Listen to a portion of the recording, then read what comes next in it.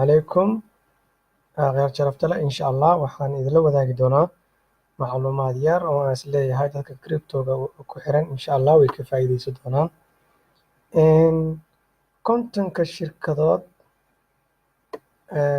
shirkadood ee adduunyada ugu weyn ee daneynaya ama blockchain-ka ku jiraba haddeertaan ayaan soo helay.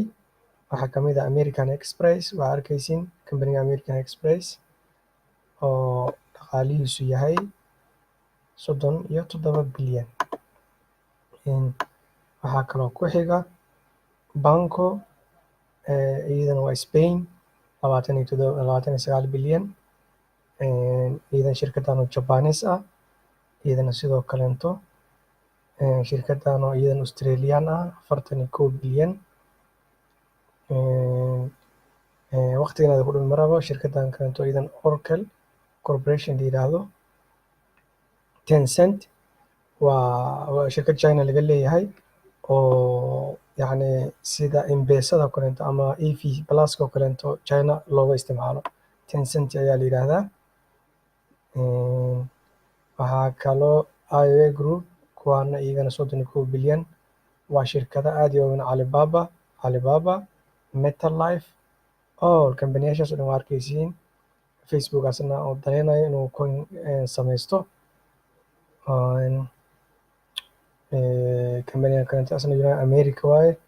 Destiny meelaha caruurta iyo lagu cayaarsiiyo iyo iyadana sidoo kaleeto. IBM waa ogtiin, Stellar kulada Ford waa arkaysiin. waxaa kaleeto adiga way badan yihiin. waxaa ugu badan Mareykanka, kambaniyada Mareykanka aad iyo aad ugu badan hadda waxaysana iyo tan waa Italy.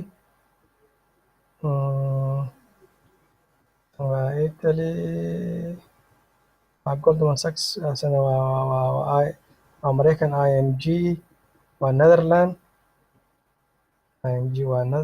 Amazon waa Mareykan. Siemens waa Mareykan. maasha allah khayr badan ayaa soo socdo. Morgan Stanley waa Mareykan. Intel waa Mareykan. Nestle waa iyadana Switzerland. maasha allah. Russia war meesha shirkadii ugu weynaayo dhan isugu yimid. marka insha allah khayr badan ayaa soo socda. Canada waa arkaysiin. adiga waa kaasa kambaniyada dhigtan Japan waa iyadana 57 bilyan oo dollar ah. Comcast iyadana waa United States Mareykanka. AXA Group halkee laga leeyahay? Santander. AXA Group France laga leeyahay. Santander Spain laga leeyahay. Spain laga leeyahay. Mercedes waa Germany.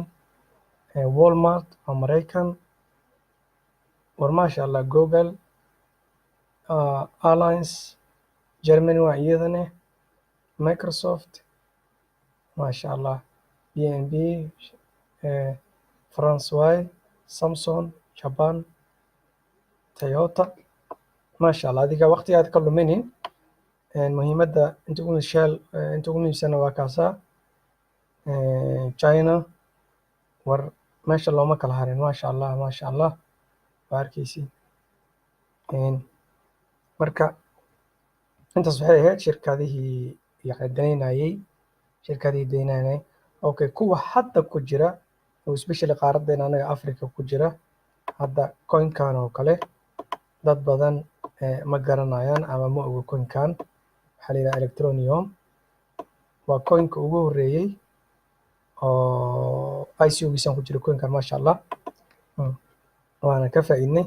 waa coinka ugu horeeyey ee mobile sameysta. mobilkane shirkaddan London laga leeyahay. mobile sameysta. mobilkane Electroneum halka ugu diraysaa qofka South Africa joogo. Electroneum-kaas oo wuxuu rabo ku iibsanaya. waa kaasa waxay dhihi la galeen company South African ah oo M1 la yidhaah oo South African ah oo telefoonada ku shuqul leh ayay dhihi la galeen. marka aad iyo aad u fiican yahay coinkan asna maasha allah. waxay rabaan Africa oo dhan inay ku faafaan. waxay samaysteen telefoon iyaga u qaasa oo hadda ay soo geeyeen oo lagu iibiyo Amazon. Marka maasha Allah $60 ayaa la iibiyaa. Waxaa loogu talagalay dadka faqriga ah.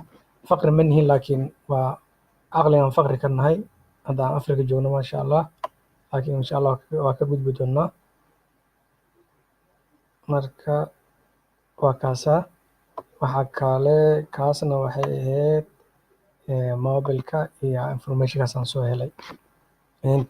Dhinaca ICO-yada haddaan uga gudbo, website-kan waa website ICO-yada, yacni ICO-yadii oo tegay oo dhan wuxuu ku tusaa waxa laga helay. Kanoo kale hadda wuxuu soo galay 2013 2013 bisha 8 wuxuu ku soo galay wax aan waxba ahayn, maantana 0.032 senti waay.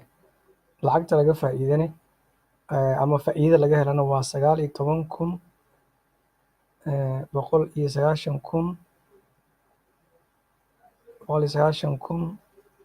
19,190,111,23 lacagta laga helana waa kaasaa. Marka waxaan leenahay qofkii $100 keliya gashtay $100 keliya gashtay lagu dhuftay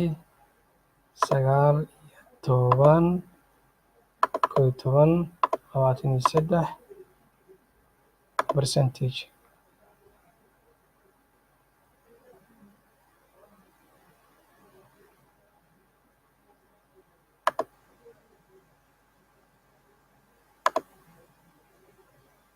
waa kaasaa maasha Allah. aan ku noqon 100 lagu dhuftay 19,23 lacagta oo ka helo waa dareemi kartiin. waa lacagtaas maasha Allah. yacni shaygii aad $100 gelisay oo almost 10,000% wax ka badan ka heshay. ayotoo kaleento asna inta laga faa'iido waa arkaysiin, waa percentage-ka laga faa'iiday. kanoo kale Ethereum inta laga faa'iido waa arkaysiin. suuqa wuxuu kusoo galay Ethereum 31 senti, Neyo 32 senti kusoo galay. Spectre-kan almost 25,884 laga faa'iiday. maasha Allah dadkii galay. marka dadkiina hadda ICO-yada daneynayo, waxaa jira sanadka hore ICO-yo aan la awoodinba inaan la gato ee sikina lagu gadanayo, ee maantana aad qiimahooda ugu jaban yahay. Neyogan hadda 140 iyo wax la jiro gaar, maantana waa $10 saa arkaysiinba, $10. marka 140 wax u dhexeyn waa dareemi kartiin. marka maasha Allah waa kaasaa. kuwa haddeertaan hoos tegayna ama hoos joogana waxaa ka mid ah Bundex 100% oo hoos u dhacay, Sirin Lab 100% oo hor u dhacay. kuwa aan dhahay la iibsado ku jira maasha Allah. taleefankooda waxaa lagu iibiyaa still. kuwan dhan waa kuwa aad iyo aad u jabay oo aan la ogeyn.